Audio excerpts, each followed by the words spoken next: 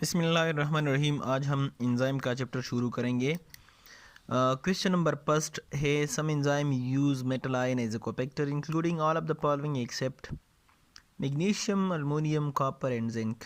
ठीक है, सबसे पहले आपने एक कोपेक्टर जान लेना है। ठीक है, कोपेक्टर जो है एक नॉन प्रोटीन केमिकल कंपाउंड या मेटालिक आयन भी हो सकता है। ठीक है, जैसा कि यहाँ पर मैंने मेंशन किया है, इनऑर्गेनिक आयन और ऑर्गेनिक कोफैक्टर। इनऑर्गेनिक आयन हमारे पास ये हो सकते हैं, इसके अलावा और भी हो सकते हैं।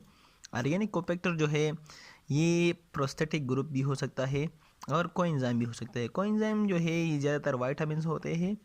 ठीक है, और प्रोस्थेटिक ग्रुप जो है ये अदर ऑर्गेनिक कंपाउंड हो सकता है। ठीक है, फर्क सिर्फ इतना है प्रोस्थेटिक ग्रुप और कोएंजाइम में कि ये टाइटली बाउंड होते हैं एंजाइम के साथ और ये लूजली बाउंड होते हैं। ठीक है, यहाँ पर करेक्ट ऑप्शन जो है ये अल्मोनियम है। अल्मोनियम क्यों है? अल्मोनियम जो है ये इसकी जो अवेलेबिलिटी है वो बहुत लो है और ये बहुत ज़्यादा अनस्टेबल भी है। ठीक है, मतलब आपने ये जो +3 है इससे जान लेना है कि मेटल आयन कोपेक्टर नहीं हो सकता। ठीक है, question number 2, which of the following statement about enzyme is false.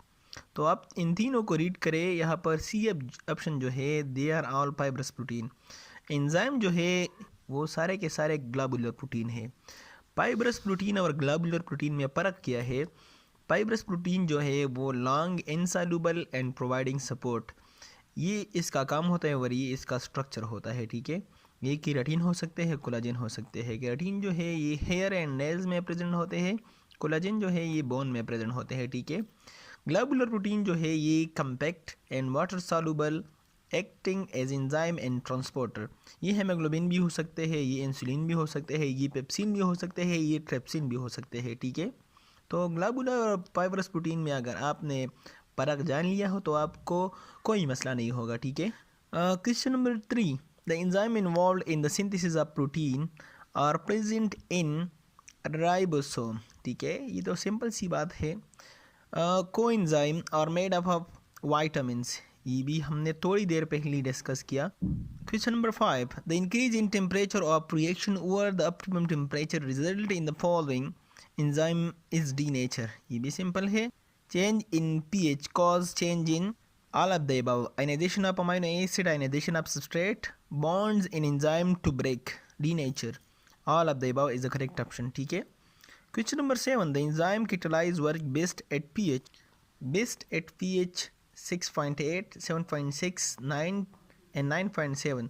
तो अगर आप बहुत से बुक्स देखें तो उसमें मेंशन है कि 7 to 8 pH जो है ये मोस्ट एंजाइम्स के लिए ऑप्टिमम pH है। तो यहाँ पर करेक्ट ऑप्शन जो है वो है 7.6। ठीक है, जो कि 7 और 8 के दरमियान। The enzyme succinic dehydrogenase convert succinic acid into fumaric acid. Succinic acid into fumaric acid, succinic acid dehydrogenase की वजह से कन्वर्ट होगा। ये आपने याद रख लेना है। ठीक है, रट्टा लगाना है इसका। Question number 9, which of the following is not correct according to lock and key model. Lock and key model, अगर आप सारे ऑप्शन जो है वो रीड करेंगे तो यहाँ पर एक ऑप्शन है, there can be modification in active site.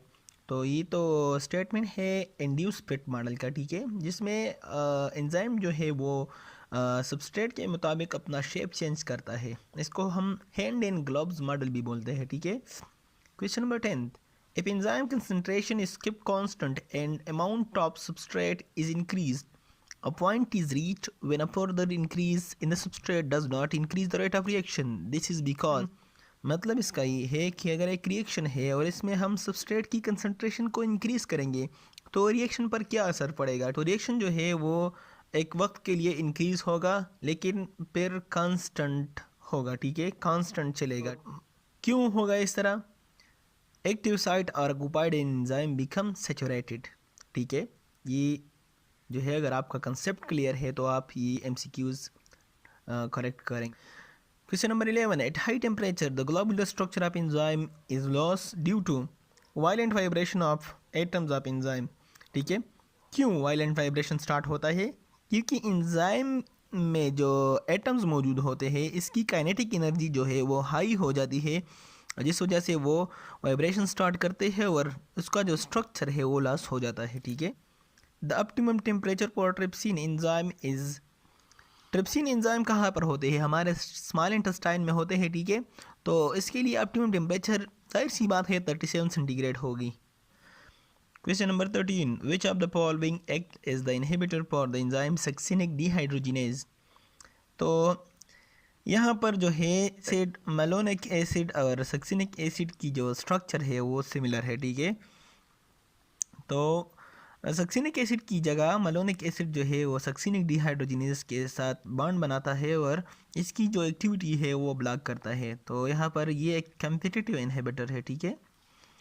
Which of the following inhibitor destroy the structure of enzyme? Irreversible inhibitor मतलब जो जुदा नहीं होता। अगर एक एंजाइम से इनहिबिटर जुदा नहीं होता तो इसकी स्ट्रक्चर में जाहिर सी बात है चेंज आती है और स्ट्रक्चर जो है वो ख़त्म हो जाता है इसका। Question number 15, pepsinogen is the form of pepsin an active form.